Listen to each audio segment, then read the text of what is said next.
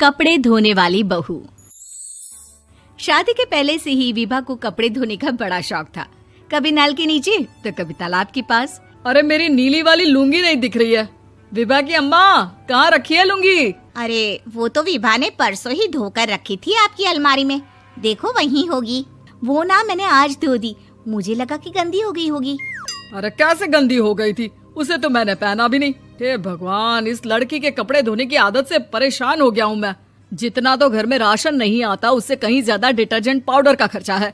इसकी शादी करवा दो, शादी जाए अपने घर में ही करे काम, फिर चाहे घर के कपड़े धोने हो या पूरे गांव के। हाँ ठीक बोल रही हूँ, देखता हूँ मैं कोई लड़का। वो दिन भी आ जाता है जब विभा को देखने लड़के वाले आ जाते हैं। लड़की मुझे अच्छी लगी। होने वाली सास कहती है, बेटी अगर कुछ पूछना है तो पूछ लो। वैसे तो हमारी लड़की बहुत ही शर्मीली है, जो बोल दो वो मान लेती है, इसे क्या पूछना होगा।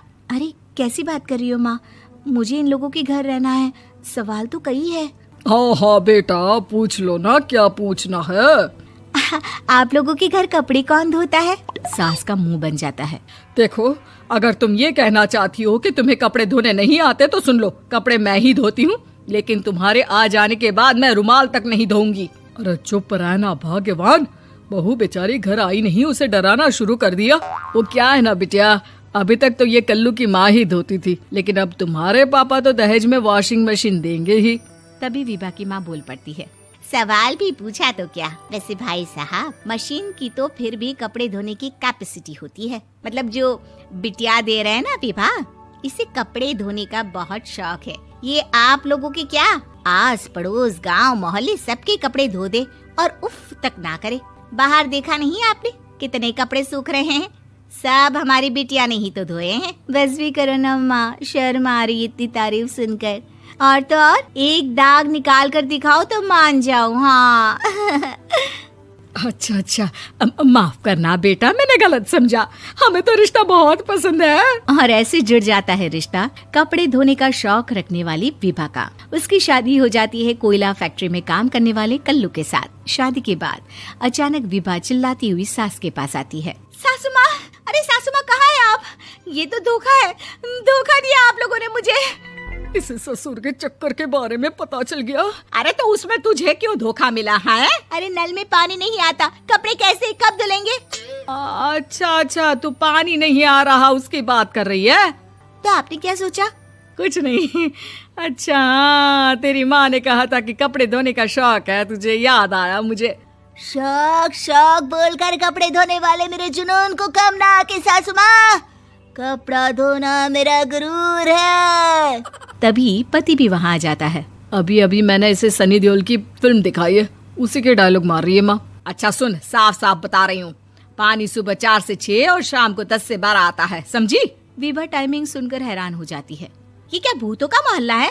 सुबह 4 बजे उठकर कौन कपड़े धोता है? 4 बजे टंकी में पानी जाता है, फिर सारा दिन धोना ना, किसने मना किया?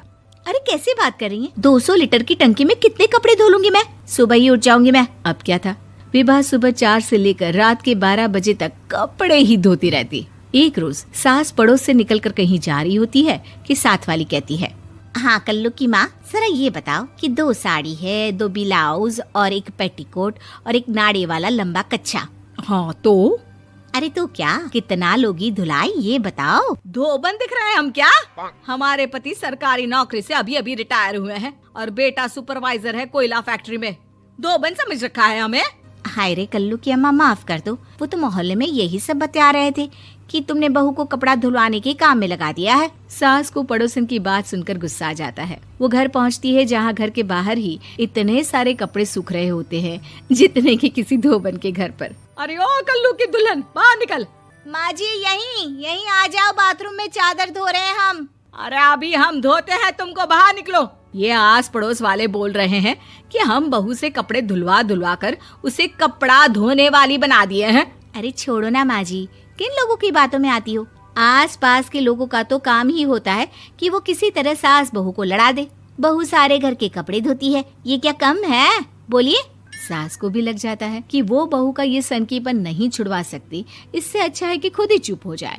एक रोज सास और बहू मंदिर जाते हैं, जहाँ सास की साड़ी वहाँ खड़ी भीख मांगने वाली से मिलती है। माँ जी क्या बात है, आपकी साड़ी उस भिखारन से कितनी मिल रही है ना? हाँ हाँ, देखो तो दोनों की साड़ी मिल रही है। क्या बात है कल्लू की अम्मा, तुम खुद को तो अफसर की बीवी बताती हो और ऐसी सिंपल सी प्लेन साड़ी पहनकर घूमती हो। सिंपल और प्लेन नहीं है ये साड़ी। तो क्या सोने के धागे से फूल बने हैं?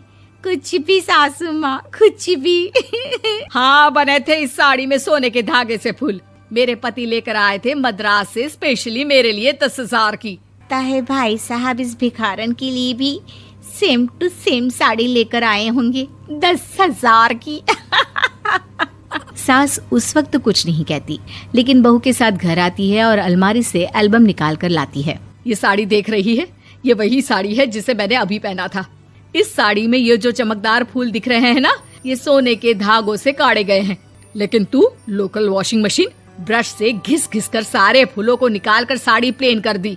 मुझे माफ कर दीजिए सासू माँ। और तो और, जब मैंने तुझे तेरी गलती के लिए कुछ नहीं कहा, लेकिन तूने तो सबके सामने मेरा मजाक ही बना दिया। क्यों? बहू को समझ में आ जाता है कि अब से उसका कपड़े धोने